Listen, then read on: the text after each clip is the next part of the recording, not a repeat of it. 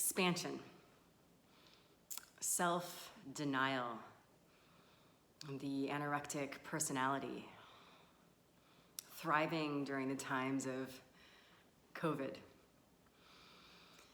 Good morning. This is my morning outfit, and I am momentarily in Australia. And I wanted to share with you some personal realizations that, depending on your patterning, could be quite helpful. So all of us globally, of course, have been affected by this coronavirus, the lockdown. And I'm going to speak to those of us who are in the more privileged echelon, meaning we aren't worried about where our food is coming, how housing will happen. We can take a couple months where, yeah, we might have our fears, we might have our own demons, but we still have the survival. So I'm speaking to that we are, those of us in this privileged space. And yet, despite our privilege, we have our own fears and demons that grip us. And I bet you can kind of look back over the past month or two when the lockdown started happening, and to consider the ways that your fear started to grow through you, and how when other people started to freak out and hearing all the news and potentially conspiracy theories, what got activated in your system. And we may not be conscious of it, but the more driving forces for our systems are actually our subconscious and unconscious. So that could include our ancestral patterns, meaning that we contain the DNA and the memories of our ancestors. They say like 18 generations back. I mean, let's just say probably everything. We're connected to everything. We probably contain it all. So that we might have all these other fears that got activated. I know, talking to clients and friends and watching myself, where it was almost like seeing those of us who went into wartime feeling, or concentration camp feeling, or so many different possibilities, which of course will be unique to you. And I watched myself, and I'm going to say this, and I'm especially going to speak to those who maybe you have struggled with an eating disorder or anorexia, or even just like you've been dieting for a long time, or just the pattern of self-denial or self-restriction, and not the kind of boundaries that actually will create expansion, but the kind of boundaries that just kind of like limit yourself. So I watched myself,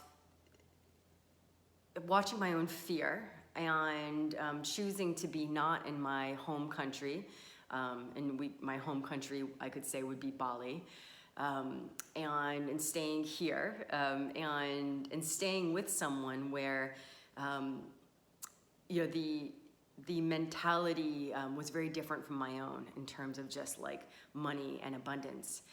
And I watched myself, and I'm saying this for those of you who have a more absorbent or more of an ability to merge with other people's field, which is a defense mechanism. Our way to create safety is, I'll try to just be like everyone else. I will take your agreements on. I'm gonna give up my own truth, my own belief system, in order to create a semblance of safety that's not real, but we think it's real. We think it's going to make us safe. I'm going to take your reality on. Unless the decisions or beliefs that we're taking on from someone else, and we could say this is from like stuff we read, stuff we listen to, but we're most influenced by the people we hang out with. And I'm not even talking about like, do you agree with them or not? There is an energetic field exchange that's happening. So we can't help but be influenced. And we are music, we're vibration. So people we come into contact with, it's like our music notes will come into contact with theirs. Our rhythm comes into contact with theirs. What's the song that's playing? And I like music because it's impersonal and everything's allowed, but you can start to feel like, how does this actually feel to me?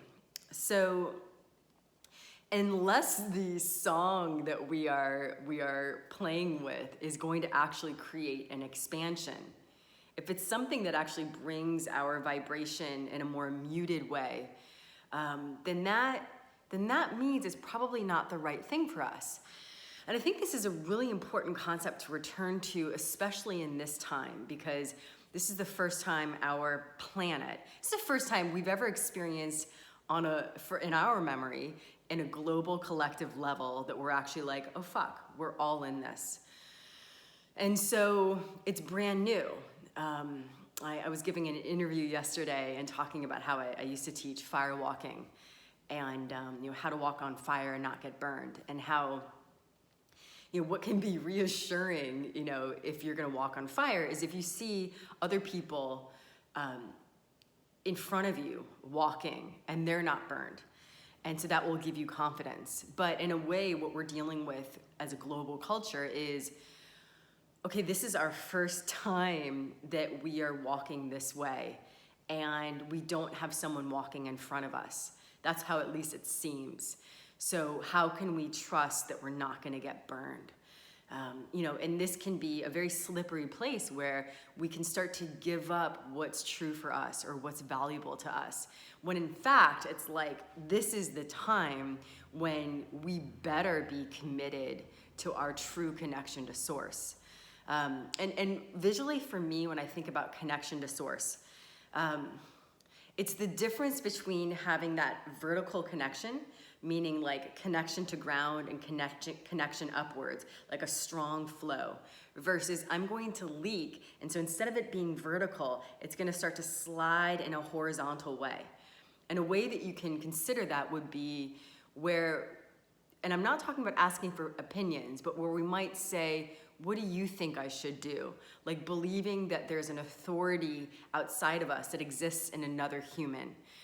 So taking that vertical and moving it to horizontal. Or even like, I'm gonna try to make my decisions based on evidence on a 2D and 3D plane.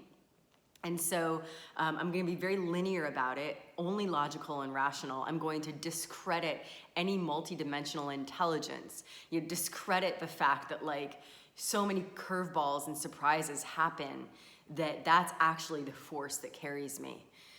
So, and I would say as a planet, we've been, I mean, in a way, that's how we keep losing and leaking our power, is let's stay horizontal.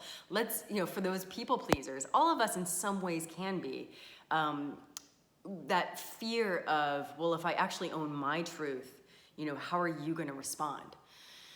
So it's an essential time where our own commitment to our truth and source is so important. And this is a time too where, our ground, our first chakra, our survival is like, freaked out. Like the planet is just like getting rocked. And there's that big distinction between surviving and thriving. And we're all gonna get tested. And so it's like, what do I need in order to thrive? So this is where I'm gonna talk about, I call it the anorectic personality, but it can express itself as like self-denial. And as a woman, I'm more conscious of my own conditioning as a woman, where, we've been told, through thousands of years that we don't have power unless we're married, or, that we're second-class citizens, and we could apply this to like any sort of ethnic group, any sort of race. I mean, there's quite a bit of history of oppression in so many different, do I want to call it like genders and races and bloodlines and cultures. So ages. So it's really essential, because if we want to thrive, if we want to own our creativity, that's part of our dharma, part of our path, if we want to really create, because this is the time where it's like, okay, how am I gonna create?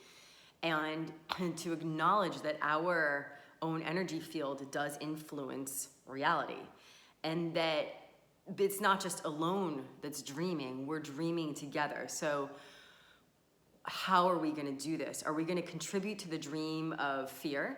Are we going to contribute to the dream of lack? Are we going to contribute to the dream of this is how it's always been done, this is what we're going to do? Are we going to contribute to the dream of oppression? Are we going to contribute to the dream of self-imprisonment? Or can we start to shift into the dream of love, of expansion, of we're in this together, of there's a way that we can all thrive? And I'm not just talking about humans, you know, like I'm talking about our brothers and sisters, the rock people, the plant people, the water, the air, the trees, our insects. I mean, we're fucked if the insects are gone, right? All of our animal friends. And so it's like, how do we want to dream this? And what limits do we want to keep believing in? And can we actually take ownership of how potent our minds actually are? That's why for those of us who have been meditating for a long time and have started to understand how our thoughts and emotions and the unconscious and subconscious, how much that's influencing our fear, influencing our energy body and creating blocks or possibilities, that's why it's so essential. So going back to surviving and thriving, we can't even do, and again, I'm speaking to those of us who are privileged because we already at least have the possibility of our basic needs being met. But it's really important to look at, what do basic needs mean? And this was something that I got to check myself on, because I put myself in a situation where I was like, sweet, you know, I'm in something where, yep, food is here, and there's a roof over my head and a bed. And I was like, yeah, like this should be okay. And it was very mental plane. And kind of disregarded that the rest of my system was contracted. I couldn't meditate the same way. I couldn't work the same way. My joy, my usual joy that's there even when like all shit's falling apart, was gone. I got depressed. I watched myself not wanting to exist. And it was like there was a part of me that couldn't fully come to ground, couldn't fully come home. And I watched myself doing a very old thing, and this is so important, where I kept forcing myself to try to be okay. I kept trying to convince myself. And I would say that this is, it was a manipulative technique, and it's something where even those of us who think we're doing spiritual practices, we might be using these spiritual practices, but in a self-manipulative way that actually is creating more harm. So when I think about feminine practices, it's,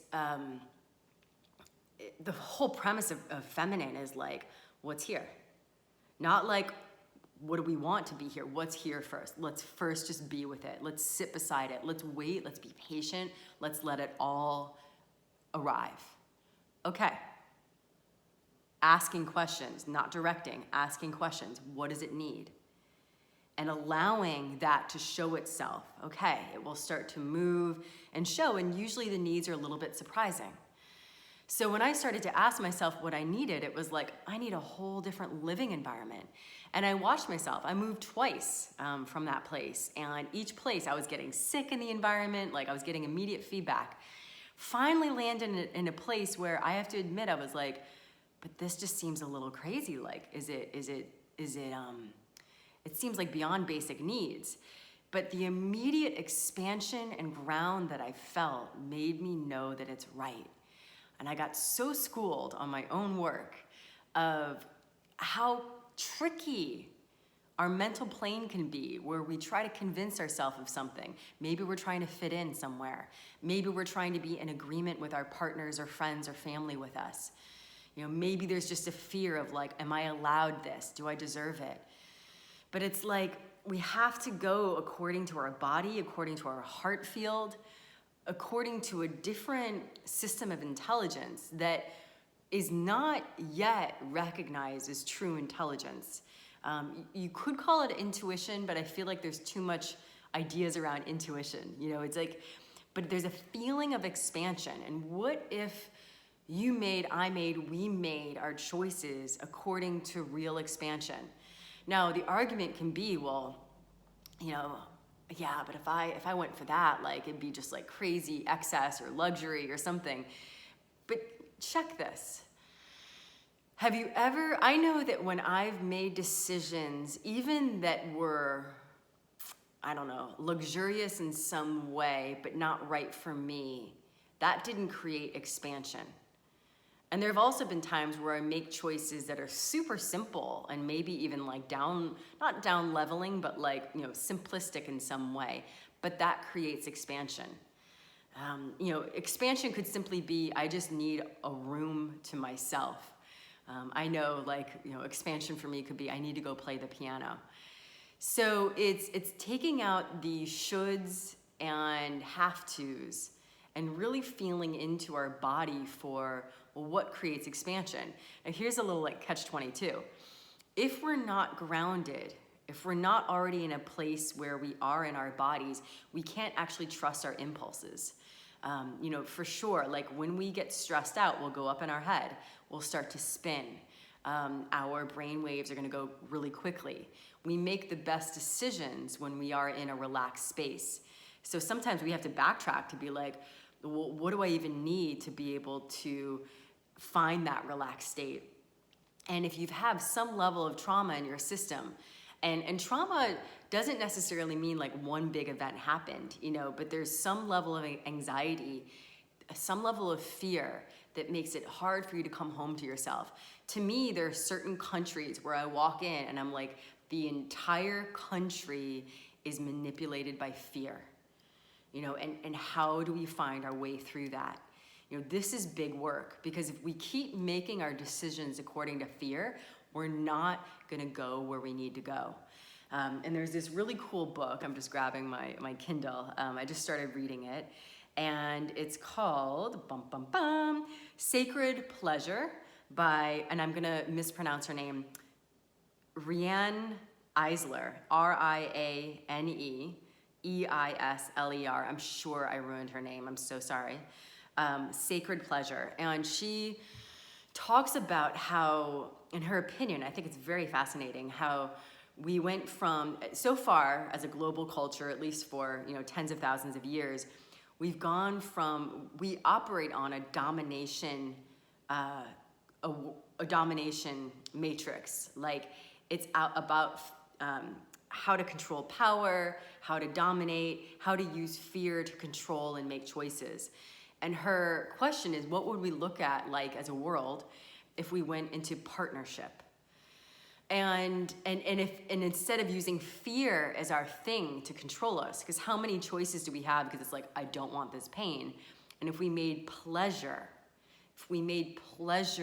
our motivation, and I get to look at that in me, you know, where I get, you know, I sacrifice myself, and, you know, I limit myself because I'm scared of the reactions of others, or it's like, oh, I don't want to do that because I don't want to feel that. All of us unconsciously are managing our systems because it's like, I don't want to feel that pain.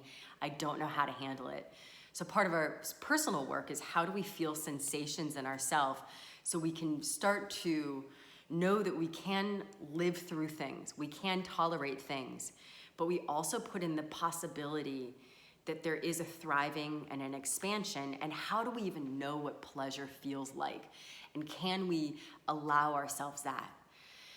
So I'm just saying this to you because I got super schooled, where I watched myself put myself into a place of denial and thinking, well, this is the right thing, and really manipulating myself and questioning.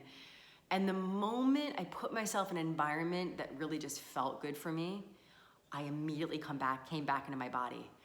And I'm saying this because a lot of times we'll think, oh, to ground, it just means that, you know, I'm not doing it right. I'm gonna keep forcing myself. And it's like, but what if it's actually your system reacting to the environment?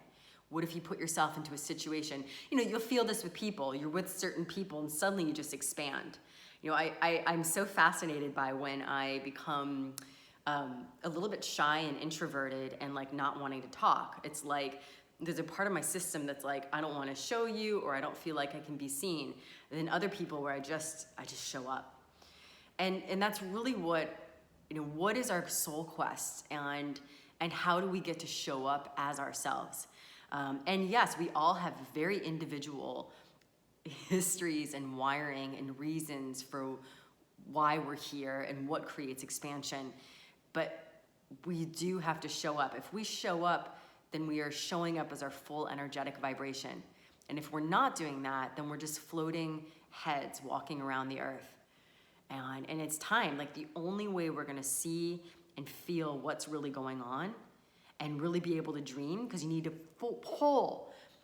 The most powerful for us is if we're in present time, not scattered in astral, not in our heads. If we can pull ourselves together, that's the place where the magic happens.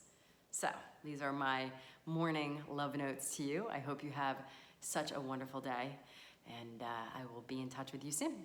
Bye.